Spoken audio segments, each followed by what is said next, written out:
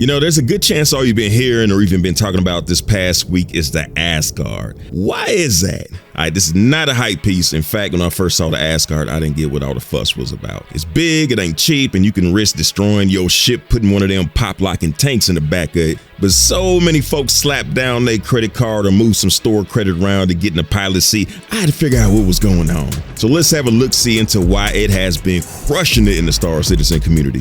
If you're lurking on the sidelines or somehow not familiar, the Asgard is on the big side of a mid-sized combat-ready tank-carrying ship from Anvil. It released during the Invictus event next to the Mirai Guardian MX, which is a fighter, so that's more popular with the dedicated pew-pew boys, the Greycat MTC, which is the two-man A-team wagon, and the Starlancer TAC, which seems to outclass the Asgard in versatility. Therefore, vis-a-vis and concurrently, that made me wonder what the hell is going on and what's with the Asgard thirst trap. It launched at $325 for new money and $350 war bond, aka store credit, so $15 to $25 cheaper than the TAC depending on how you paid, which is not enough of a gap for it to just be a financial choice. Definitely something a little deeper that's appealing about it. So what's it got? The Asgard carries 180 SCU of cargo, which is double the Lil Bro Valkyrie.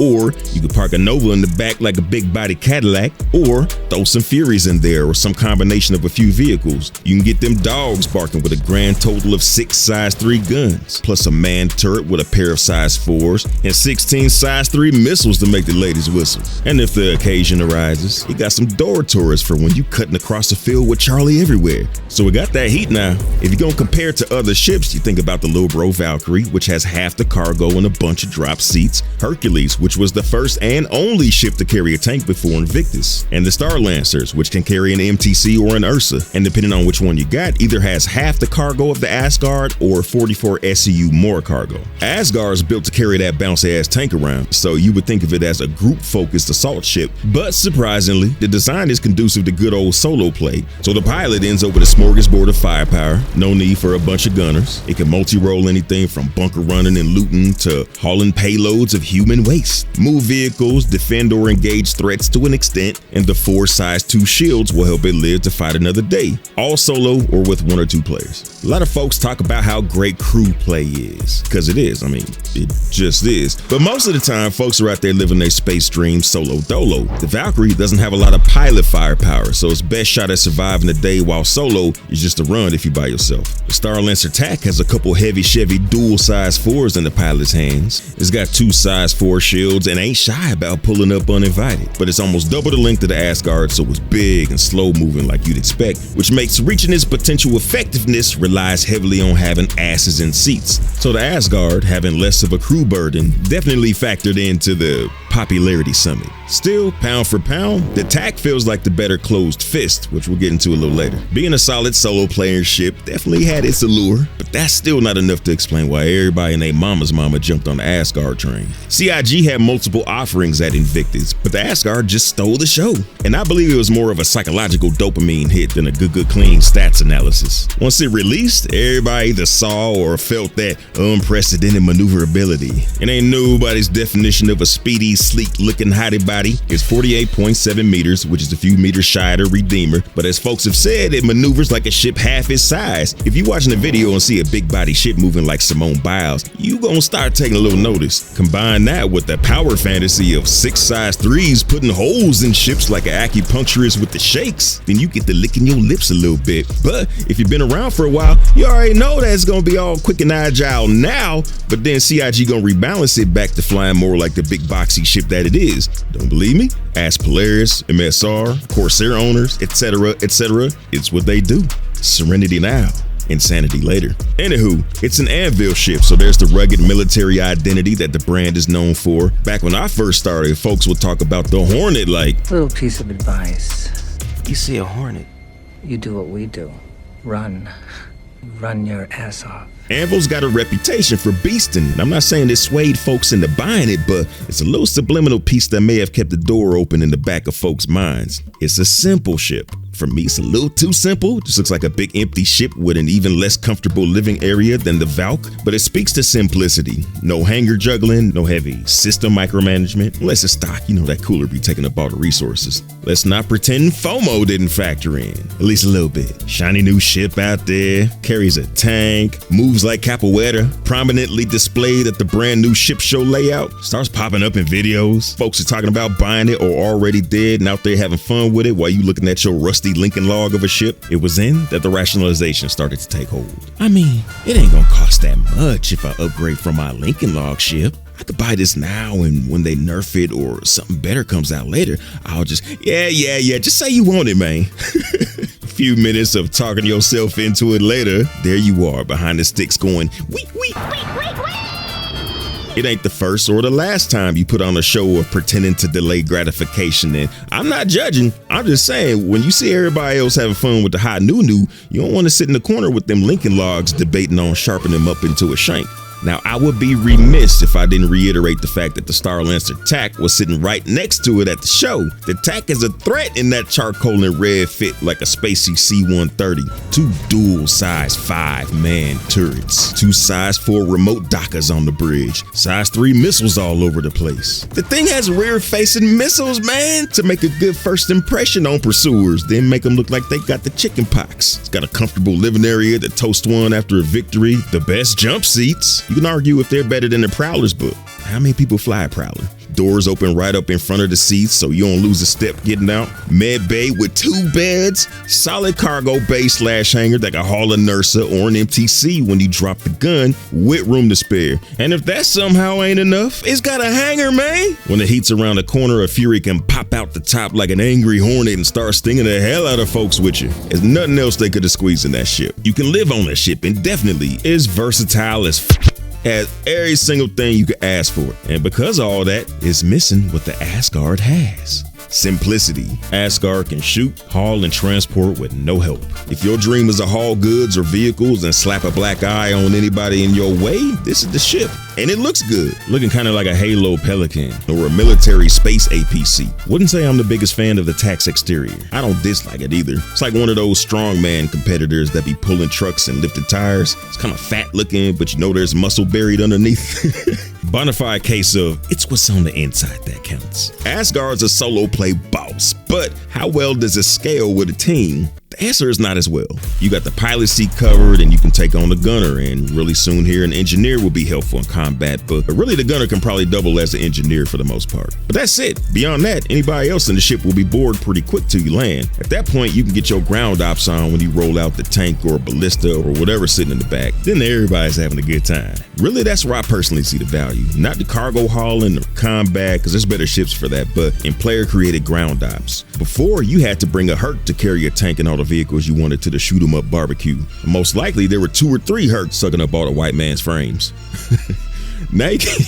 Now you got the ability of a Herc in a tighter package with a lot less waiting on doors to open. Tanks aren't meta in any situation yet, but when full ground combat game loops go online, the Asgard's already built for it. I started out confused by the hype, but with a few cruises through Reddit and listening to what folks had to say, I'm not on board myself, but I do get Asgard's appeal. Your takeaway here might be this. If you're a solo player looking to wrap yourself in capability and firepower in one clean package, definitely worth a look. If you crave versatility and med support to keep you on your feet without losing your cargo space, the TAC may be the ship that you're looking for. Asgard ain't perfect, no ship is, but it nailed the fantasy of boots on the ground delivery with some teeth. We haven't heard some of your opinions though. Is it overhyped or does it deliver? If you dig these grounded dives and vibes with no fluff, then go ahead and sub up like a boss. Even partake in the merch store for some of those dog tags to rock while you rocking spaceships and making movie clips. Big shout out supreme to the executive bosses of the channel, the Huntress and Lone Wolf the Barbarian. Appreciate you keeping the lights on. Shout out to everybody supporting the channel, Patreons, YouTube members, super chatters, and folks visiting the Boss Supply merch store.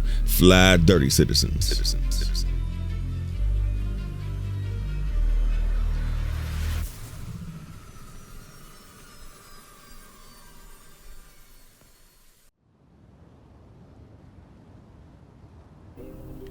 Hey, you. How about that Intrepid? A lot of hate on the Intrepid, especially from those that all they see is DPS when it comes to a ship. CIG has folded and upgraded the weapon from size 3 to size 4, but it's still a starter ship and not necessarily made for taking down high-risk targets. On the other hand, it ain't exactly no slouch either. So for all the naysaying out there, how does it actually stand up to its competitors, and which ships are its competitors? Also, is this new, really different ship worth adopting? Pull up a seat and take a look-see with me. Grab your Snuggie fresh out the dryer, kill the lights, and kick back like a boss. So at the time of riding, we don't know how much the Intrepid costs. My best guess is about 70 to 80 USD, but could be even less if the demand ain't there. Let's start with what we do know. It's a starter ship and it carries 8 SCU. There's 2 other ships that fit that build, which are the Aegis Avenger Titan and the Origin 300i. Those 2 have a price tag of 60 USD. The 300i rarely, if ever, gets thrown in the starter package anymore, and it is an upgrade over the 100i Origin starter, but its price tag, cargo, and functionality makes it fit in as a higher tier starter, so let's crack on. So with the limited info we have, and also those being the ships that folks online have been comparing it to, let's go ahead and walk these dogs and see what we got.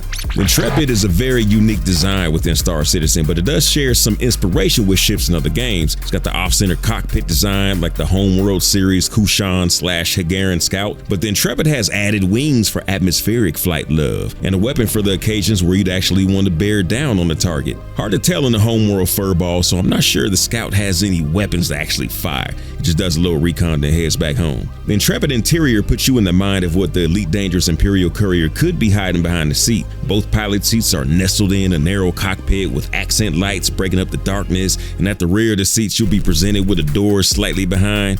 Past the door in the Courier is nothing, and you wonder what could have been. But the Intrepid answers with one of the coolest interiors in all of starter shipdom. You're greeted with the light banded arc that, besides adding a little Fred Astaire flare, gives just enough illumination to see the nearest relay in case you need to do a quick swap out of the fuses.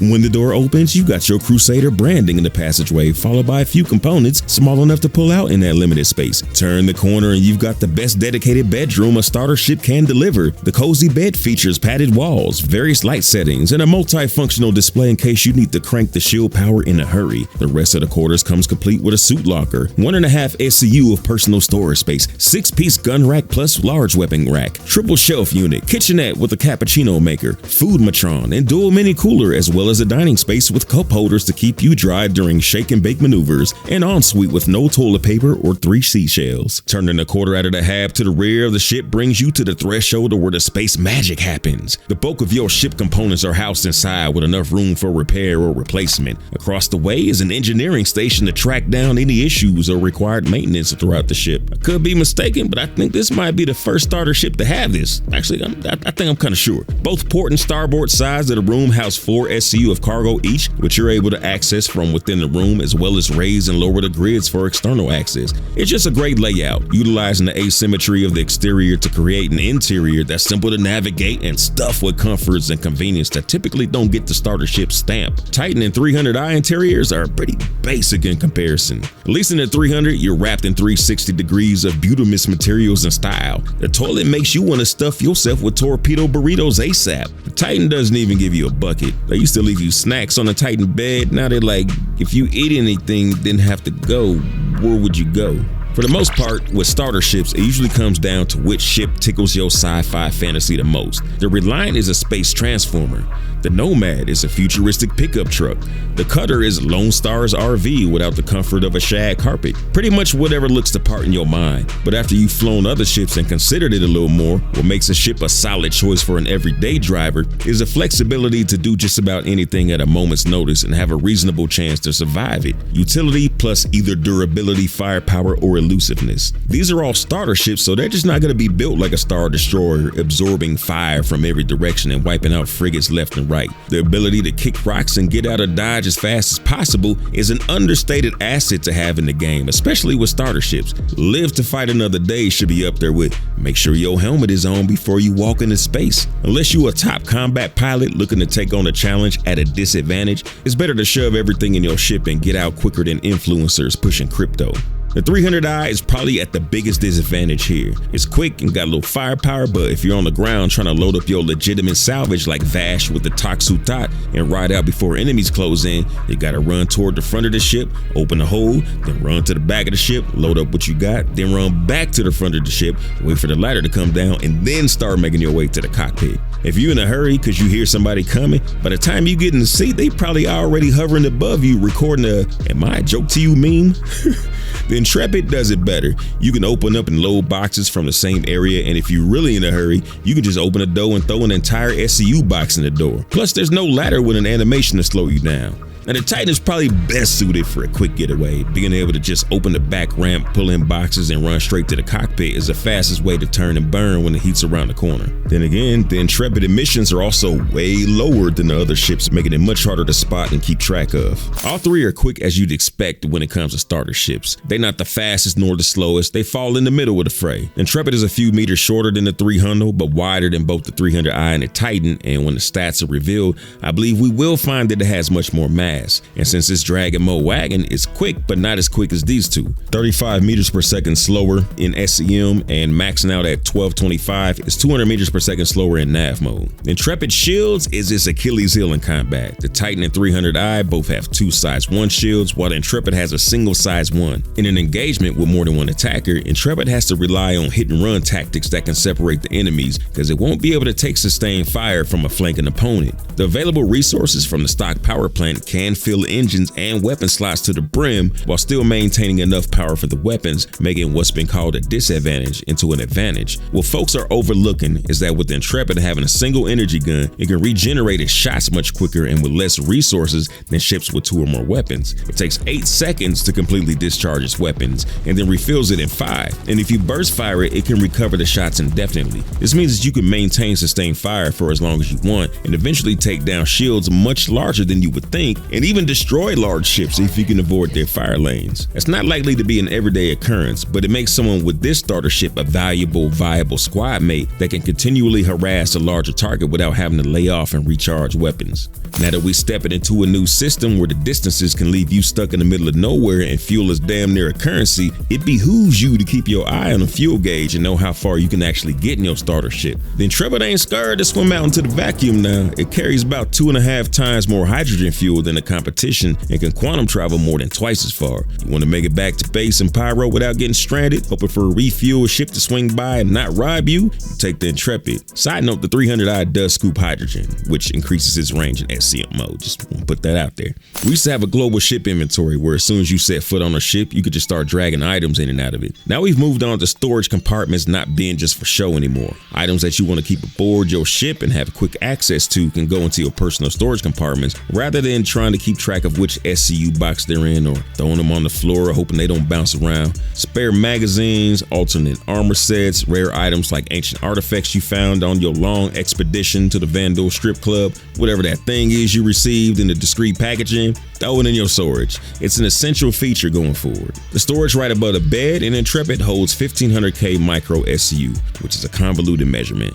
It's 1500,000, so you throw the 3 zeros on it and you got 1.5 million micro SCU. A micro SCU is a millionth of an SCU. So 1500,000 micro SCU is 1.5 SCU.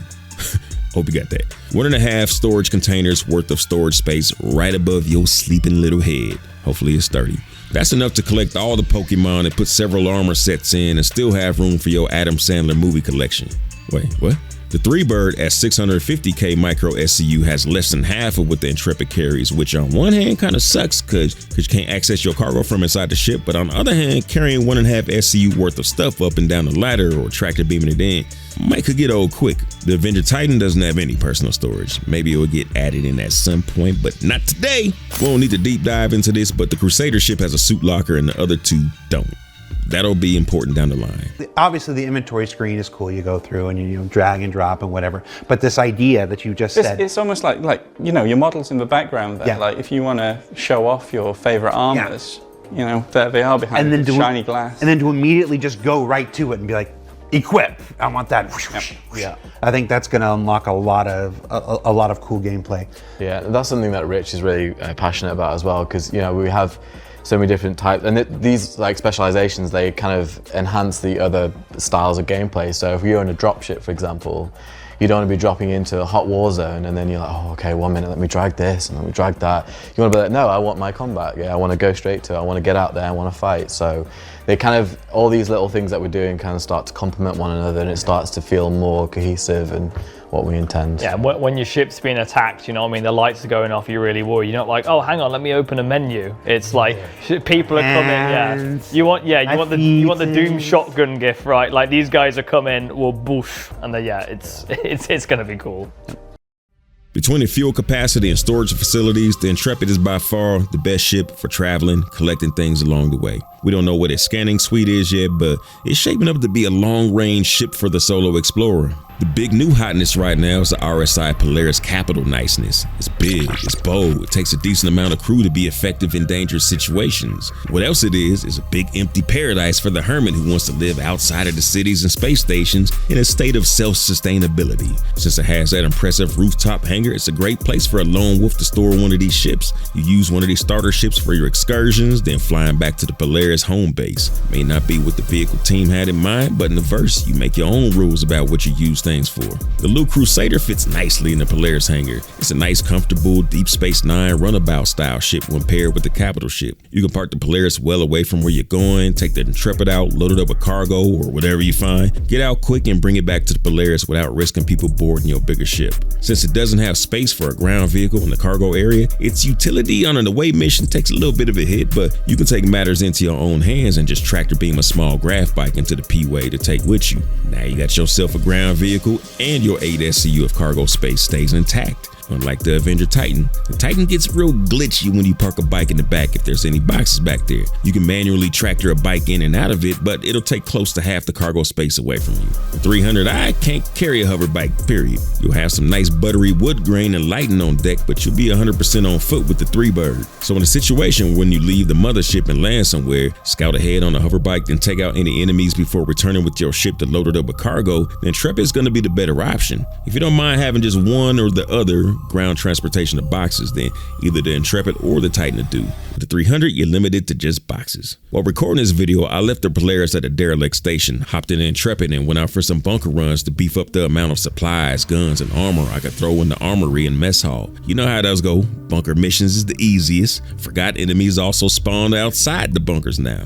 I don't know how these guys with the civvy clothing be hanging outside, but the single size 4-gun make quick work of them. Stripped all the armor, loaded up the ship to kick rocks back to the Polaris. Right after I jump back to the space station, I see another Polaris jump in nearby. There's some lag here, but it was dope because you don't really often see other ships jump into space near you. A second later, after I shake off the "that was dope" factor, I realized they're going to the same place I'm going. Is it a single person? They're gonna destroy or commandeer the mothership? You never know. So I put them engines to work, make my way to the ship. Then the question that never turns up comes up. How fast can I land this thing without blowing up? Turns out pretty quick. The Loot Crusader is a great fit for a ship that has a big hab and its own engineering room, and I didn't have to thread the needle landing it. After making it out of the Intrepid, the urgency had worn off a bit, and the sight of the moon and this other behemoth ship slowly drifting by was too impressive not to be fixated by. These are good times. You can land a ship in a capital ship, look up and see a massive ship floating by, punctuated by a moon hitting your eye like a big pizza pie. That's amore. Luckily, when I shook off the reverie and made it through half a dozen doors, they got a lot of doors in that ship, it was apparent that the other Polaris had better things to do than a weapons firing test on this Polaris. Maybe your takeaway should be, don't leave your mothership behind that Covalex hub gundo. We really need a better way to track our ships besides putting a delivery box in it or a corpse. Made an attempt to park it 15 kilometers away from Gundo, but maybe orbital drift got the better of that attempt. Anywho, really though, the Intrepid can find ways to win in combat, but like I said, that's not what it's about. You might say it's a one-man band miniature C1 Spirit, but with a nicer interior. It's like Crusader said, let's build a Pontiac Aztec of a body, cram it as best we can with the comfort of a Zeus ES, the convenient cargo system of the Star Max, and make the entrance big enough for an adventurous pilot to load in whatever off-the-menu item suits their adventure, whether that's a bike, a box, or whatever the hell's waiting for them out in the verse. And make it a long-range beast of a starter. And that's what this ship is for. It's for you to dream up a solo adventure without being pigeonholed into a specific role like fighter or small hauler. The Intrepid's for the dreamer pilot, unconcerned with grinding all night for credits. It's the TARDIS looking for its Doctor Who. FYI, the 300i and Avenger Titan are my 2 other favorite starters, so check them out with the After Dark treatment here. Big Ragu shout out to the executive producers of this joint. Eyes Open 2018, The Huntress and Lone Wolf. Thanks for keeping the wheels turning, bosses. Big shout out to all the good folks supporting the channel via Patreon, my YouTube members, and my super chatters. My name is Dig That, and I still haven't even tried a Scotch egg yet. Fly dirty citizens.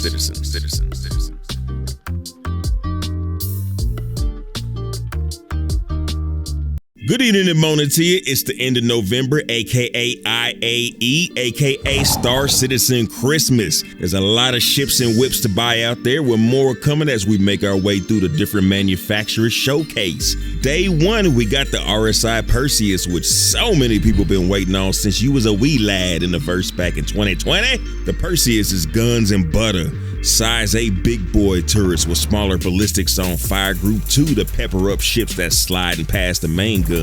The pilot has access to guns, which a lot of folks will appreciate. It's stock ballistics, so you'll be running out of ammo on patrols, but pilot has controls over torpedoes if it does come down to it. But man, it better be worth it, because firing them things comes with a price. Almost 600,000 to rearm. Yeah, we know cap ships cost more, but we ain't talking about those. 600,000 is enough to clean out any mission payout if you're splitting it, so financial risk management is a factor with this ship. My advice is scan every abandoned ship you come across for torps that can fit your racks and throw them on your cargo grids to reload your own ship with. Ain't it dope we could do that though? Love this game, man. That's the guns. The butter is the interior, which is 100% Fabu. Running those Zeus-style blue and black colors and textures gives you a happy medium between military function and comfort, like a private military contractor ship in space. I ain't gonna go in depth here, so I'll end it with the holographic basketball court. That shit is a hotness. One day when physics are dialed in, I'm gonna need some actual gameplay for it, cause the planned industrial sports is kinda cool, but actual sports will be better. Satterball. Is the RSI Perseus a smash or pass? If you run the verse with a buddy or 3, the man Perseus is a dope ship that'll light the fires for you to cook enemies and have a ball while doing it. From turret gunning and torp loading to keeping a ship battle ready with the incoming engineering, it is multi-crew at its finest without the overwhelming scale of a cap ship. If you a solo player, nah boss, that ain't it. It's gonna be some folks dreaming of taking down big ships solo, but Perseus is a team sport and there's no I in help. Gunner needed now. Rocking the Mercy Kill Percy requires a gunner or you ain't gonna do nothing but take L's, either out in the field when you take size 3 pilot guns to a size 7 fight, or when you get that bill for hundreds of thousands of credits to rearm. But if you just want something you can throw a nurse in and kind of live in, you can do it. But it'd be expensive real estate when there's better options out there. The military ship may be the star of the show, but the non-combatants getting some shine too. We got the RSI Salvation, which we saw a little bit of in the concept stage, but kind of forgot about. I'm gonna say this before moving on. The concepts they were working with back then are killing the finished product. Some folks will beg to disagree, and begging is what you should do, because I mean, this compared to this, yeah, the concept look a lot like the Vulture from Elite Dangerous, but it's hot to death, and that's a good enough reason to rationalize that move. Now it looks like a stretched out pizza roll with some greebling or a stretched out Sidewinder. But I digest. I'm the type of guy that don't give a damn about all that if in the end it's useful. So is it useful? Yes. It depends. It's a starter salvager that carries 6 SCU in the back and 6 in the hopper. So you would make around 96,000 per run, but you know, you got to refine the material so your yield and volume go down. It's an okay intro to salvaging, but how long would you rock with that before upgrading to a bigger salvager or pretty much anything more flexible? Actually, it is a little flexible. You can also throw 6 SCU of cargo in it, which is useful for a quick 50,000 credits hauling or just moving a little cargo from point A to B. So it can moonlight as a small cargo hauler.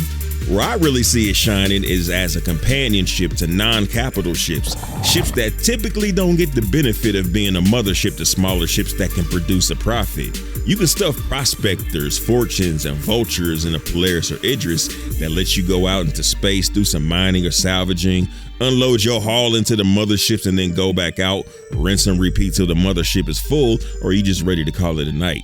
Now with the Salvation, you can do the same thing with non-capital ships like the Hercules, the Carrack, Hell, even the Asgard. Now that's worth the $55, $60 tag on it. The Golem Ox. Now here's an example of variants doing it right. The OG Golem was just right for short-range mining trips or packing into a Polaris or Idris. 32 SCU of ore was super surprising for a hull that size. That Ox though, carrying 2 size 32 containers is boss mode. That puts it up there with the whole A, and it's easier to load since you're not stacking 2 sides of the ship.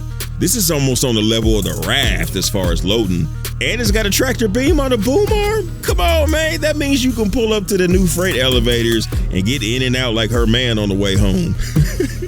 It's like an Argo tractor on muscle milk. If you ever unloaded a cap ship with the Argo tractor, dope experience. But if you got an Ox, you can do the same thing in a quarter at a time, because 4 times the space, baby. If you're out there looting ships for cargo and weapons with a cap ship, I think the Ox might be mandatory.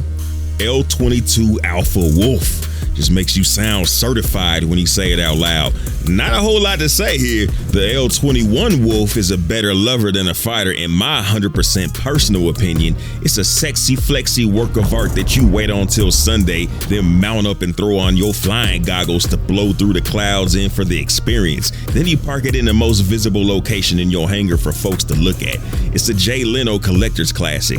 The Alpha Wolf is no different. It's a variant that you use adjectives on like elegant, sophisticated, and iconic, except this time it's bespoke lasers instead of ballistics and size 2 missiles instead of size 1. Who could blame you to still take this on as a combat ship though? It can duck and dodge between enemy fire like Terrence Crawford to deliver small but persistent pew-pews. Then you got the option to buy a kit to swap out the lasers for ballistics. Same goes for the L21. There's a kit to swap out the ballistics for bespoke lasers. But if you're really getting your Jay Leno on and got both of them, you can swap the lasers and ballistics between them.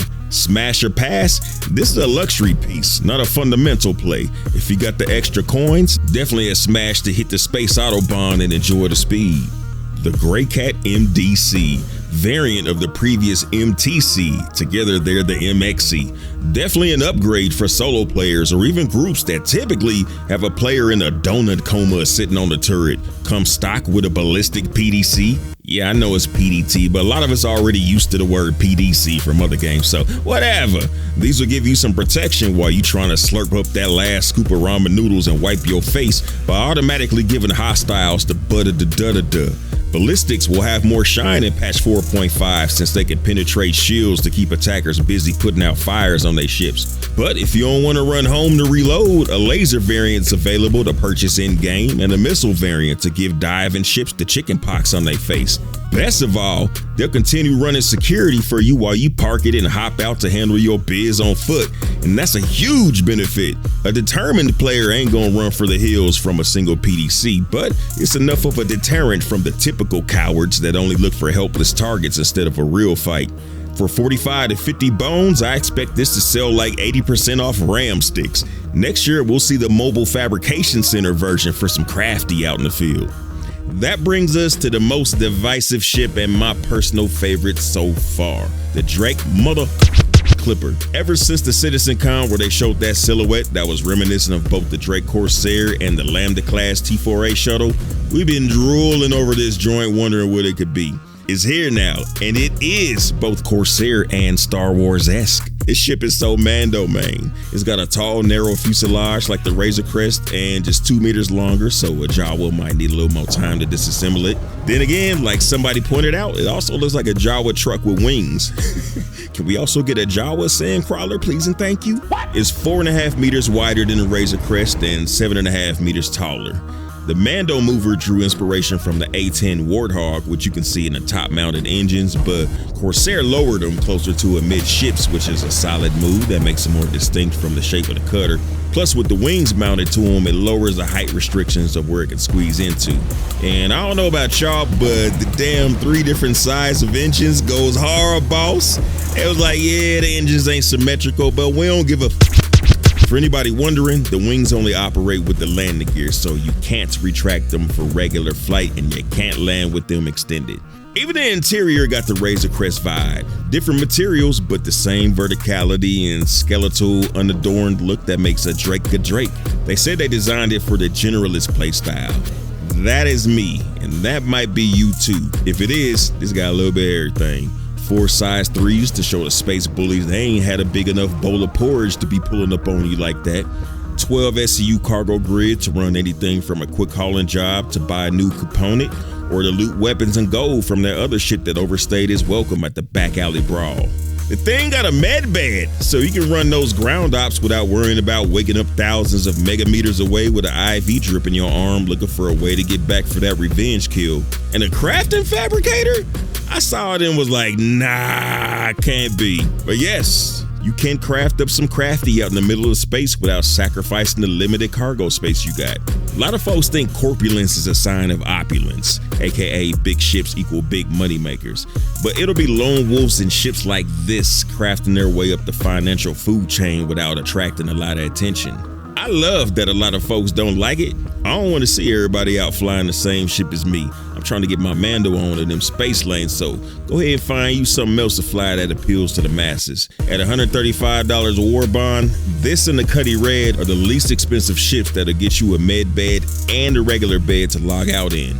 Well, at least till they take the sim out of simming by downgrading to a game where beds are pretty much decoration and they give you a cookie if you use it. And you can throw a bike in it and ride out like Darth Maul on Tatooine.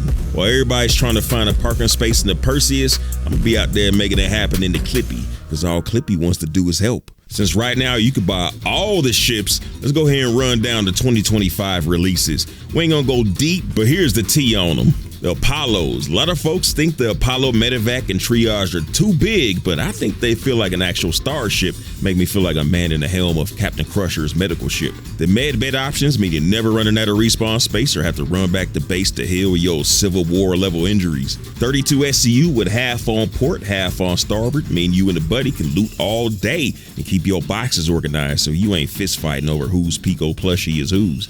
And it got just enough room to throw a Pulse hover bike in the back. That paint though, as cool as the paints are for it, the wear and tear on them starts to get bad in just a couple hours for some reason. Give me a handheld paint repair rifle and I'd be happy to chill out touching up on paint in EVA. It's the ultimate FPS op ship and definitely a must for orgs who need mass respawns without a queue. And for Asgard, hands down one of the most, if not the most popular ships of 2025. Beautiful in a tanky way on the outside, Spartan but useful on the inside if you want to pack as many vehicles and small ships into a practical package. It can fit a tank in it or 180 SCU of cargo, so room for days. A lot of folks call it a bigger Cuddy Black, which makes it one of the best multi-purpose ships in the verse. The amount of guns tricks folks into thinking it's a combat beast, but they're size 3, so good for toe-to-toe with something Hornet size, but ships slow enough to stay in its targets can absorb the damage and fire bigger things back at it. Make sure to watch out for the missile launcher on top. It's the first thing to get knocked off in some shipsty cuffs. You can check out my dedicated video on it here. Argo CSVSM, great little truckie to run loot ops with a covered cabin. It's got a big footprint, so there's better options out there for that, but very useful around a hangar to move 6 SCU of cargo from bigger ships that can't back into the hangar. Geo, what is my purpose? You get traded in for the battlesuit version. Oh, now the Geo's cool, but its intended purpose is pretty niche.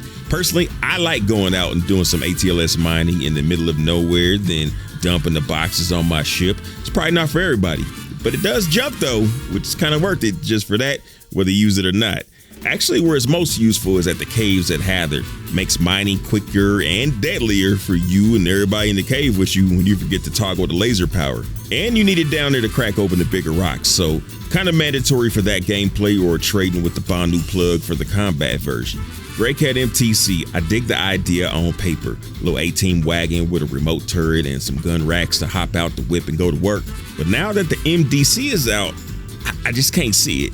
Since the NERSA exists, you really need a reason that transcends the convenience of a medbed to pull out any vehicle of this size. The MDC has PDCs to protect you.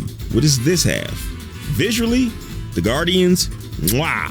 It's got that sleek otherness to it that really brings next level diversity to the ships you see out in the verse. And having an interior is a really nice cherry on top.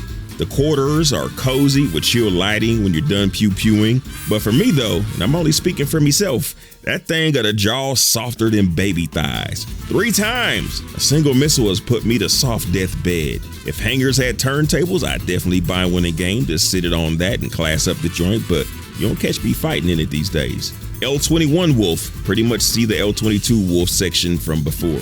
Meteor, really love the RSI Meteor, but I kind of just forgotten about it. It's a super scrappy little ship that'll give you 2 black eyes and start working on your ribs with them cannons before you can react. Big improvement on the Mantis interior, which makes it a ship you'd actually want to spend time in. Does have its flaws though. That flawless speed it has is necessary because you can't take too many hits in it or you be floating in EVA hoping you can get her cranked back up before you get pancaked by anything medium and up. Man, I don't really know what to say about the Paladin. I love that thing as the big sis of the Valk and the Asgard. Looks like a bruiser. Interior might be my favorite of all the military type ships. I want to be into it more, but it just, like they say about a lot of ships, wait till armor comes in. Yeah, okay, but cheesecake to cheesecake, it gets beat down pretty quick on patrol missions. Part of that is probably durability, but the other part is definitely the crew arrangement. You should never have more than one dedicated gunner trying to pew-pew on this ship. The remote turret that slip and slides up the body is out of this world hot. I likes it and I wants it. But going down to the gunner level deprives the pilot of one of their guns, which is no bueno, man. Armor is in testing now, but it's a little early to start making judgments yet, but we'll see. The Prowl U is just incredible looking. Nice piece of fractal arc for your hangar. Very dope for stealth runs since it can hide signatures with the best of them for some run up on them love. Good for orbital dropping ICTs into locations. And the tractor beam make it a super cool small hauler since you don't even have to leave the pilot seat to open it up and start tractoring up to 32 SCU of boxes in. Gray's Market Shiv pours some Mountain Dew in the verse with its welded together parts from various ships. The shantytown aesthetic does hide some solid performance. It's fast, it stops on a dime, it might shed parts but it can take a punch. I'm hoping it does well and is the catalyst for a lot more ships like it in the future. One of my favorite ships here, the Star Lancer TAC is big, it's slow, but it's a crewed up paradise. Tourist stations for days, med beds for ground ops, dedicated engineer room for the talented introverts to get to work, comfy hab and mess area, plenty of room for 96 STU of cargo or a ground vehicle, and even a hangar to launch your Fury out of. Chef's kiss there too. My comparison of the TAC and Asgard is here. Stinger. The new Vandul ship is killing it in the H.R. Geiger kind of way. The first one in the verse with the updated Vandul aesthetic. It can put some pew-pews on them boys. If it can get its big back around the return fire. The ship is so slow. You don't want to get hit by it, but unless you also slow, you're probably not gonna. It's cool seeing a bit more Vandul styling in the interior. The audio though, it's like being stuck in a horror ambiance you can't escape. With some balancing, I think it'll be good in the future. IAE is always exciting. Everybody get to dreaming up what they're gonna do with the latest new. Then there's folks like me that dig the spectacle of what amounts to a futuristic car show. So I'll be talking about more ships later. If you're over there sitting the bench, now's a good time to hop into the verse for free 99 to see what all the noise is about. If you use the referral code in the description, you step in with a lot more Credicini Alfredo than you would otherwise. While you're over there trying to narrow down some choices to make a move on during the expo, here's a list of some you might want to think twice about before pulling the trigger on. Big shout out to the Optimus Prime Time executive bosses, the Huntress, Lone Wolf, Eyes Open 2018. Salute. Patreons, YouTube members, super chatters, folks visiting the Boss Supply merch store. Big thanks, Fambinos. Fly dirty citizen. Hey you. Good morning and evening all you cabin fevered folks and hermits whose routine ain't changed at all. Whenever I break down ships, it's usually in my After Dark series, which I really love hitting y'all with. But I already After Dark the Avenger Titan, so just rock with me for a minute while I hip you to a ship you might want to check out for yourself. So grab your lockdown beverage of choice and tilt your chair back while we check out a ship you might have overlooked. I've been having a good old time with the Aegis Avenger Warlock. Not really big on light fighters since they do one job and I like to stay ready to do just about anything. But one night, I'm out on my Drake Caterpillar getting some trade in when an Aurora starts pecking at me. It was funny, but since it was way too agile, I can't take it out without some help. So I reach out to the commission and Gotti shows up. Makes quick work of him. like quick work. I go on about my business, making that Lucchini, and come back to the same spot. This time there's an Avenger Warlock waiting. I don't know if it's the same guy, and if it is, how long he been waiting, but he goes to work on us. He murks out some rando in the area before I can even get a good visual on him, then came straight at me barking with scatterguns or something, and I'm like, what is this kid thinking? Then I noticed the purple sphere, and I'm like, no! He shuts off my components, and I'm falling like a rock while he's still do. Gotti swoops in, but I'm dead before I hit the ground. I wake up in PO just in time to hear Gotti say that he died too. 3 of us, dead, less than a few minutes. I can't just let that go, so I crank up the big Cuddy Black. He boosts straight at me, turns my engines off, and that's a wrap. You know how when you get beat, you start thinking about what you should have done? Maybe if I tried my damnedest to keep my distance or lob missiles as soon as I seen him. Other than that, going toe-to-toe with him would not been a good look. So what now? That's right, now I'ma need one. I gotta check this thing out.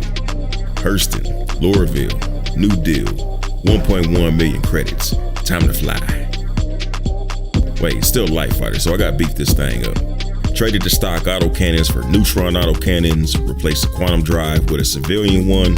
Slower, but uses less quantum fuel while I'm bouncing around the system. Replaced one of the shields for an FR66, which has a lot bigger capacity and shorter recharge delay. And replaced the other with a palisade for even bigger capacity. 2 ultra-flow coolers and a Breton power plant. Now we ready. I never used the EMP, so I start grabbing bounties for practice. Lesson 1, you gotta arm the thing. I get my first customer. The sound effect is underwhelming. Maybe that's a bug. But look at him, he's done. He's done. You can put these boys to bed with ease. Well, since we out here shutting down ships, let's go ahead and board one. Self-destruct sequence is online.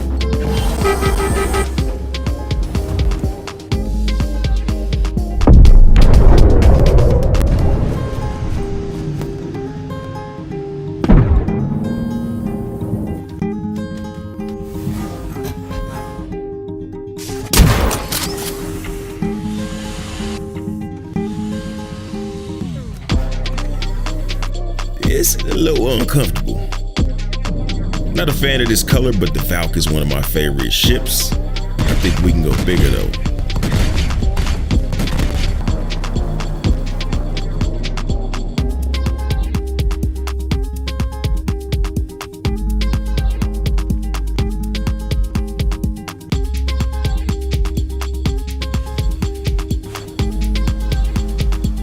I know the AI ain't crisp right now, but when you solo a hammerhead and his escort, you start to feel like a boss.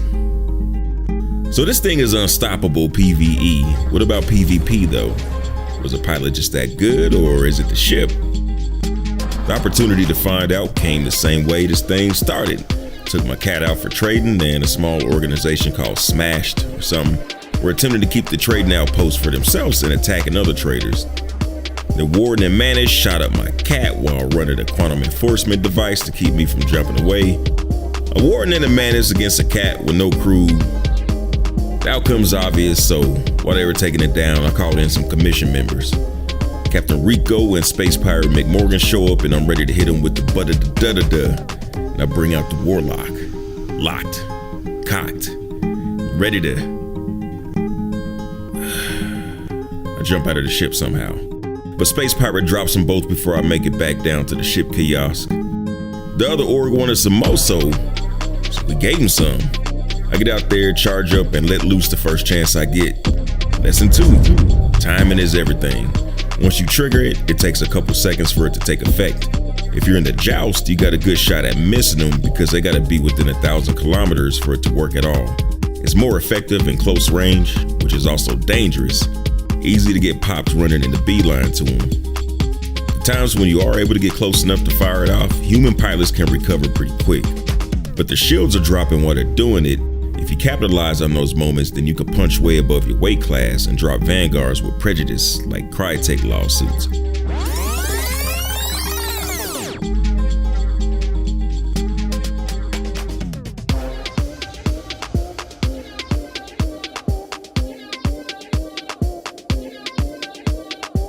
But you're still basically in a light fighter, so it can be dangerous to get in proximity of a bigger ship that has big guns trained on you and the mass to ram you to pieces if you're not on your P's and Q's. I'm down. Guess the Manus rammed me and killed himself too. If you're not, bigger guns and missiles will overwhelm you pretty quick. If 2 or more bigger ships have their attention focused on you, you might as well disengage because most likely they're gonna have their way with you. So PvE is a winner all day long. AI ships can't recover from a full dose of EMP, and you can go disable everybody and commandeer ships like a boss, then turn them on the enemy. Once you do, you can glide through claim jumper missions with ruthless impunity in a Stoli Hammerhead and 6 turret gunners riding for your cause. I mean, really, you just melt the whole mining claim when you come through like Debo on a stolen bike. If you ain't get that reference, why have you not watched Friday? As far as PvP goes, it's definitely capable of pushing the button on heavy fighters, especially with the neutron autocannon. I'm on it. Boom goes the dynamite. But you have to be super crisp in everything. Timing, maneuverability, staying out of their line of sight.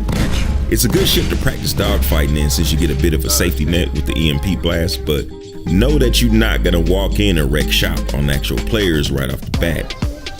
And you need solid backup if you're going against 2 robust ships.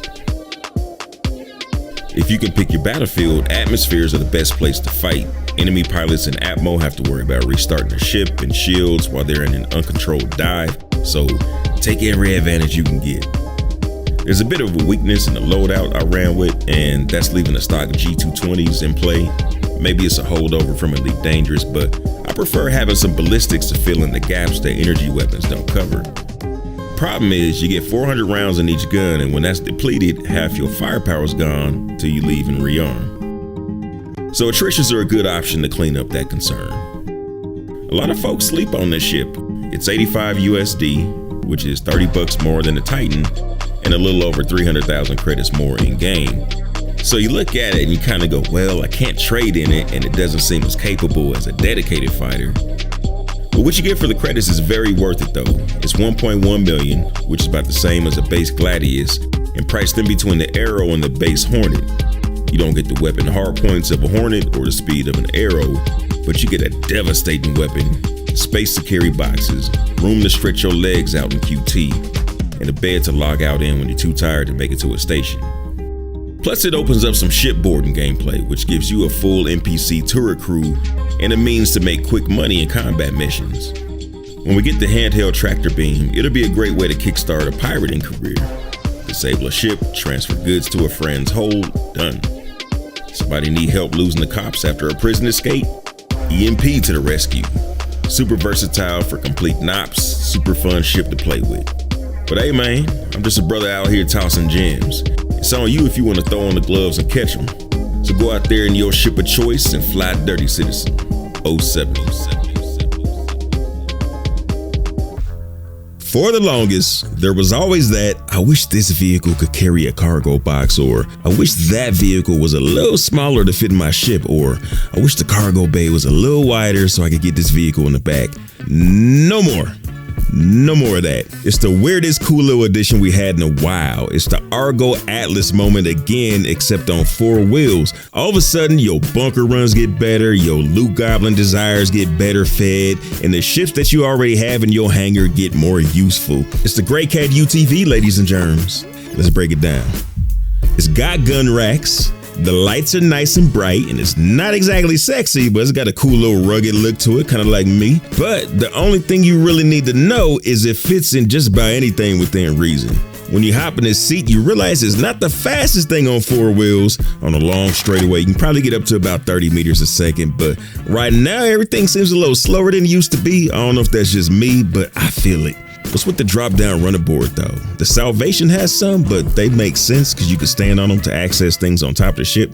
If you got an idea what that's about, hit us with it in the comments. Anywho, you can throw a chair in the back for some Mountain Dew fueled off-roading shenanigans, gun rack on each side, fuel nozzle of the male variety, 2 seats, no stereo. It's like a Toyota Hilux champ, and champion it is. Now we have a proper vehicle that allows us to park out a turret range and bring an SCU box. There's the mule, but boo, it barely makes it into the conversation. It has a sealed cockpit, so yeah, it does have the one benefit, but its forks don't work. You have to load, unload outside your ship, or you'll have problems on the cargo grids. I don't even want to talk about that one no more. There's also the Tumbro Cyclone. That's a solid vehicle to move boxes with, but it takes up a lot of space and doesn't have any storage, I think.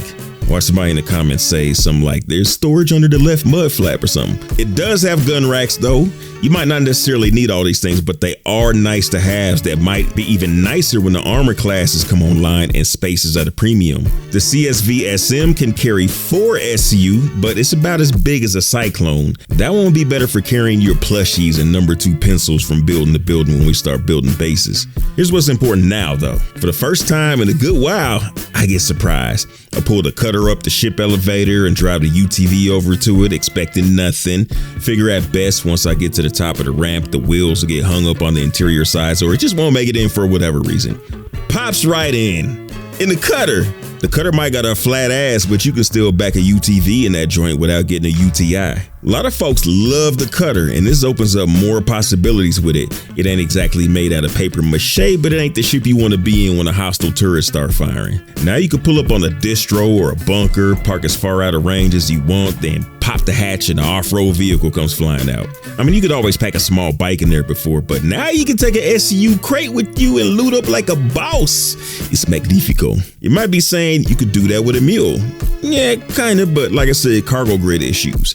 It's a pain in the donkey that you completely avoid with the UTV. You hit your destination, light up the block, go to work tearing the club up. It almost makes combat better because when you're piling up enemies, you know you can take every single piece of their loot with you when you leave. Then you just drag them all to the back of the ride and start transferring everything to your box. Bonus points for the 4 heavy backpacks worth of additional storage in the vehicle itself. And apparently them off-road tires ain't just for show. Kicking rocks back to the ship, I find myself damn near vertical as it climbs out of the crater the bunker sits in. Try that in a mule. Quick hustle over to your ship, back that ass up, room to spare. Admire your armor as you swagger back to the pilot seat, and you out. This is an easy recommend. If you got an old Aurora Mark I, maybe an Argo Cargo, or something else you ain't used since the Obama administration that you could throw $5 to $10 to upgrade, you're gonna have a good time. Does it fit in the Spirit? Of course. You got enough room to do a 3-point turn in there. Does it fit in the Avenger Titan? Come on, man, the Titan. Yeah, actually, it's a tight squeeze and you gotta park it just right to make it out to the cockpit, but it'll sit and you can have some real wheels in the Penguin. Just don't try and bring a box though. It's too tall to fit and you're gonna have a bad time. UTV has enough storage for looting though, so no problem. The Pisces, the Anvil Pisces is too small, it's not gonna happen. But almost. Reliant Core, too small too. You notice that part of the reason that it's manageable in the smaller ships is that the exit animation keeps you close to the vehicle so you don't clip into the walls. Ever looked at the animation for exiting hover bikes in third person? You do a quick sprint away from it like it's about to blow. In UTV, you hop out, suck in your gut so it's not rubbing against the hull, all good. This might be a terrible vehicle for the ones out there who are always looking for something bad to say, but for everybody else, this should definitely have a spot in the hangar, whether right now or when it eventually gets sold in game. Drive dirty, citizen.